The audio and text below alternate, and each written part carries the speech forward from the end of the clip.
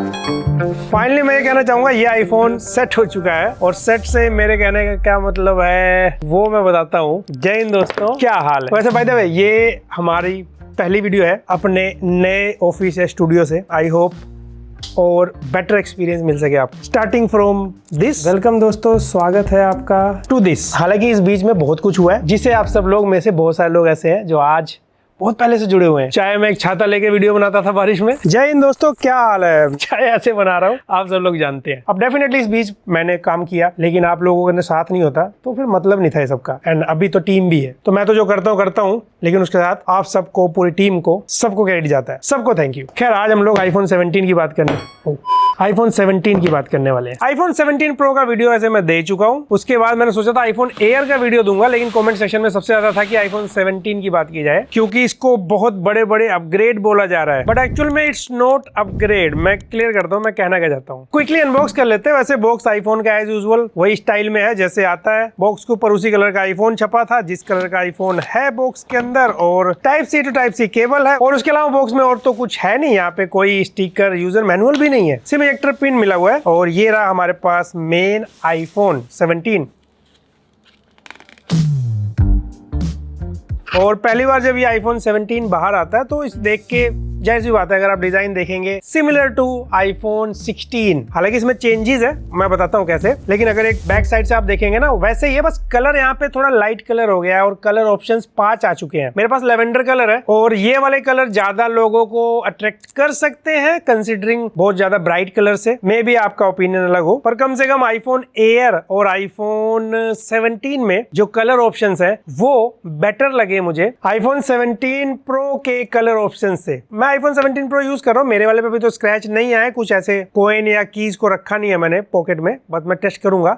लेकिन कई लोगों के 17 प्रो के कलर में ना ये शिकायतें आ रही है कि भाई कलर वगैरह उतर रहा है। पर ये 17 में ऐसे इशू देखने को नहीं मिलेंगे, क्योंकि इतनी दिक्कतें पिछले साल भी नहीं आई थी, तो वैसा ही है ना। एंड एज यूजुअल यहाँ पे जो मटेरियल है, साइड में एल्यूमिनियम फ्रेम है, मैट फिनिश के साथ है। वैसे इस बार बैक साइड भी मैट फिनिश है, ग्लास मटेरियल है, सिंपल मिनिमल सा क्लीन सा लुक है, अच्छा लग रहा है दिखने में। और जो बटन पोर्ट्स है वो सबका हाल सेम है, कैमरा शटर बटन हो चाहे एक्शन बटन हो, वो सब। और इस आईफोन 17 के साथ जो बिगेस्ट कंप्लेन थी जिसे सोल्व किया गया, ये देख के मुझे भी पर्सनली बहुत अच्छा लगा और काफी लोगों को आई एम श्योर बहुत अच्छा लगेगा। इस बार ज्यादा वैल्यू फॉर मनी में जाएगा। जो लोग आईफोन लेना चाहते हैं, डेफिनेटली आईफोन मिड रेंज या बजट स्मार्टफोन नहीं बनाता, इनके फोन फ्लैगशिप कैटेगरी प्राइस को टारगेट करते हैं। उस लिस्ट में जो पूरी लाइनअप आईफोन 17 की, उसमें एक वैल्यू फॉर मनी प्रोडक्ट बनेगा, क्योंकि बिगेस्ट कंप्लेन जो थी वो सोल्व की गई। हालांकि इसको बिगेस्ट अपग्रेड भी लोग बोल दे रहे हैं, मैं इसको बिगेस्ट अपग्रेड नहीं बोलूंगा, क्योंकि आप सोचो ना, इसके अंदर जो चेंज हुआ है 60 हर्ट्ज डिस्प्ले था और वो बिल्कुल जस्टिफाई नहीं कर रहा था पिछले 1-2-3 साल से इस रेट में, जो कि अभी 120 हर्ट्ज फाइनली आ चुका है। तो अभी ज्यादा स्मूथ और वो प्रो नॉन प्रो में एक ही तरीके से फील होगा। आप एंड्रॉइड में कोई अगर 120 हर्ट्ज यूज करते हैं तो 60 और 90 में उतना स्मूथनेस का डिफरेंस नहीं पता लगता, लेकिन क्योंकि 60 to 120 में डिफरेंस होता है, और अभी आपको चाहे प्रो मॉडल यूज करिए चाहे नॉन प्रो, चाहे कोई एंड्रॉइड 120 हर्ट्ज, वहां तो आम बात है, तो वो आपको एक सिमिलरिटी लगेगी। और ये वेरिएबल रिफ्रेश रेट है, शायद कई लोगों को नहीं पता होगा। ये ओलेड डिस्प्ले तो बहुत पहले से दे रहे हैं, लेकिन ये नॉन प्रो वेरिएंट में भाई ऑलवेज ऑन डिस्प्ले नहीं होता था,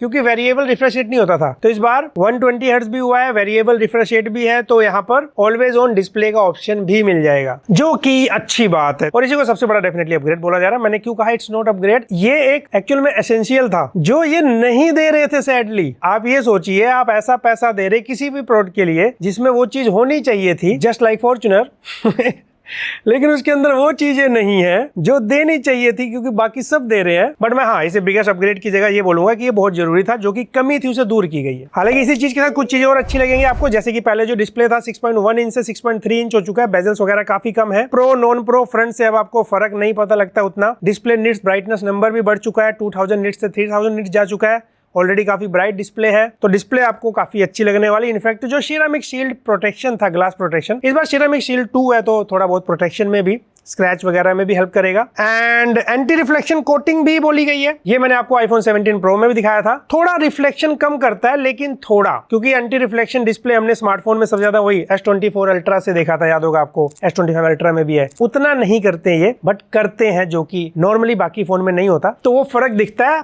बट सेम टाइम एप्पल खुद ऑफिशियली टेम्पर्ड ग्लास नहीं बेच रहा है, तो आप आफ्टर मार्केट जब टेम्पर्ड ग्लास लगाएंगे फिर आप इसका फायदा नहीं ले पाएंगे। इनको आई थिंक ऑफिशियली बना के बेचना चाहिए। हालांकि वैसे ये ना बनाए, कोई थर्ड पार्टी कंपनी आके ऐसा टेम्पर ग्लास बेचे तो ज्यादा बेटर प्राइस मिल पाएगा आपको, वरना प्राइसिंग एप्पल बेचेगा तो ज्यादा लेगा। और एक और चीज अच्छा ये हुआ कि पहले 128 GB ये लोग देते थे, लास्ट ईयर प्रो वेरिएंट में भी था, अब सीधा 256 GB से शुरू होता है, तो अच्छी बात है। 128 GB इतना ज्यादा सेंसिबल भी नहीं रहता, लोग आईफोन से वीडियो बहुत रिकॉर्ड करते, काफी सारे लोग, तो कम पड़ता था। और बहुत सारे लोग फोटो वीडियो भी रखते हैं भाई, लॉन्ग टाइम में 128 GB कम पड़ता था, सीधा 256 GB से सब कुछ मिलेगा। लेकिन पता है पर्सनली मुझे बिगेस्ट अपग्रेड क्या लगता है, चाहे 17 प्रो हो 17 सब में सेम है, जो सेल्फी कैमरा है वो अभी 18 मेगापिक्सल है और इसको सेंटर स्टेज फीचर भी बोला गया कि फ्रेम में कोई आता है तो वाइड वगैरह भी कर लेता है। हालांकि ये अभी नहीं करता, हर बार मोस्टली टाइम फेल हो जाता है, हालांकि वो हम खुद कर लेंगे मैनुअली। लेकिन मोस्ट इंपोर्टेंट ये है कि इसमें जो फीचर आया ना कि फोन को आप सीधा रख के ही वर्टिकल वीडियो शूट करिए, चाहे लैंडस्केप वीडियो शूट करिए, बिकॉज सेंसर स्क्वेरिश फॉर्म में दे दिया गया, वैसा सेंसर है,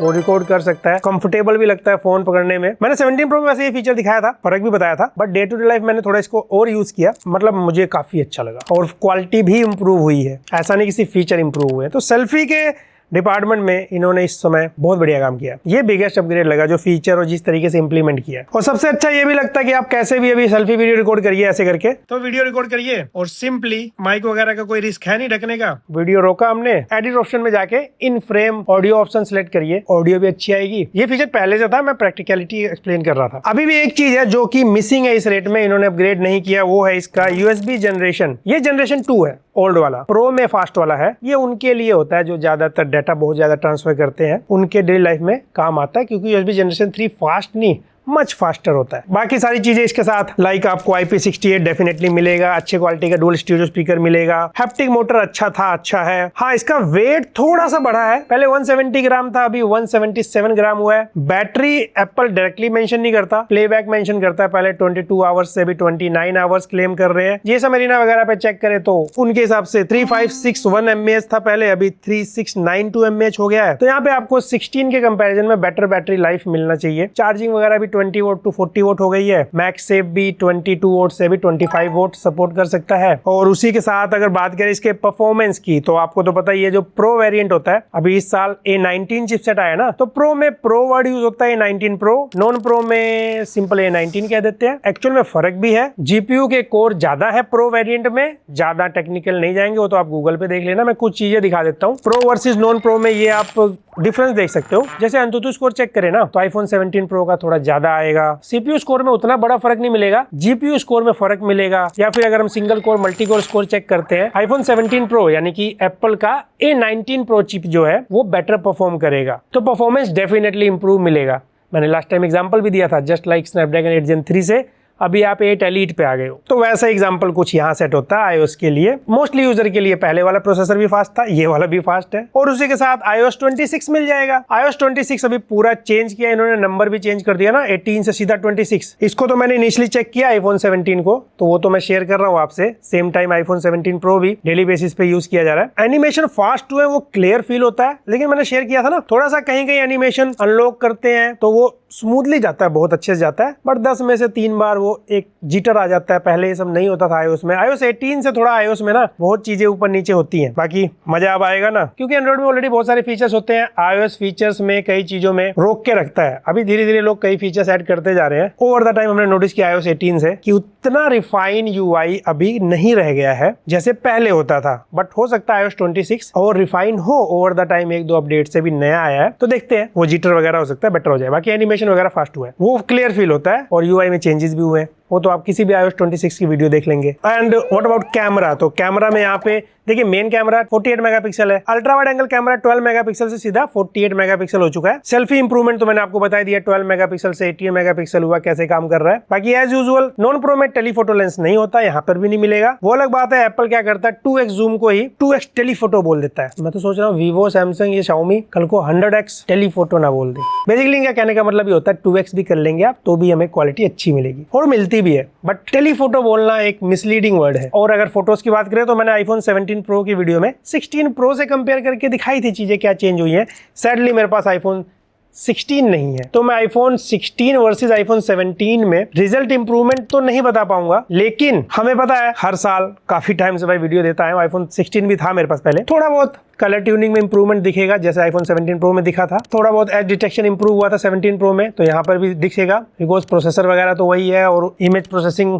करने वाले भी वही हैं, तो ये सब चेंजेस दिख सकते हैं। बाकी नो डाउट फोटोज वगैरह अच्छी आ जाती है एज यूजुअल जैसे आती है आईफोन से, लेकिन यहाँ पे वीडियो जो स्पेशली बहुत अच्छी आती है वो यहाँ पे बेटर मिलता है हमेशा। फोटोज तो बहुत सारे एंड्रॉइड फोन अच्छे लेते हैं, हालांकि एंड्रॉइड में भी वीडियो अच्छी आने लग गई है, बट आईफोन लीड करता था, अभी भी लीड करता है।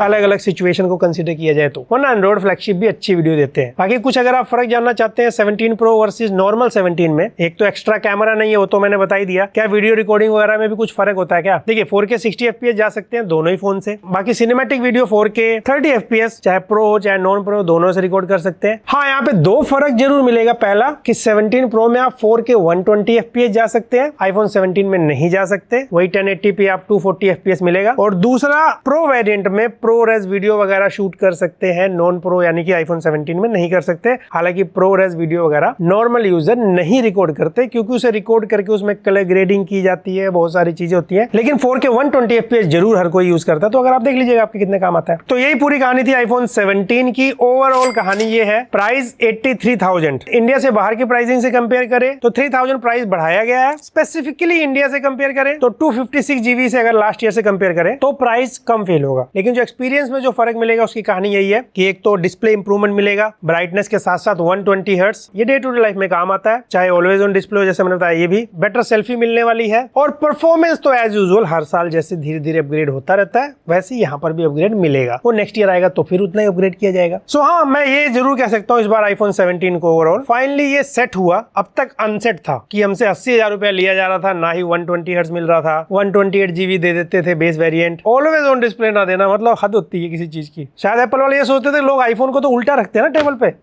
सीधा रखते भी तो नहीं है लोगो। हालांकि ये एओडी होना चाहिए, मेरे कहने का मतलब ये था, तो वो भी आ गया। और जो इंप्रूवमेंट हुआ तो मैंने आपको बताया, तो मुझे काफी सेंसिबल डील लगा। 2-3 साल पहले ये सब चीजें होनी चाहिए थी, पर अब है। तो आप इसे अपग्रेड कहिए चाहे ऑल सेट कहिए, जैसे मैं कह रहा हूँ वो आपके ऊपर। आप क्या कहना चाहेंगे कमेंट बताइए। वीडियो पसंद आए तो लाइक से सब्सक्राइब करिए। मैं मिलता हूं आपसे अगली वीडियो में।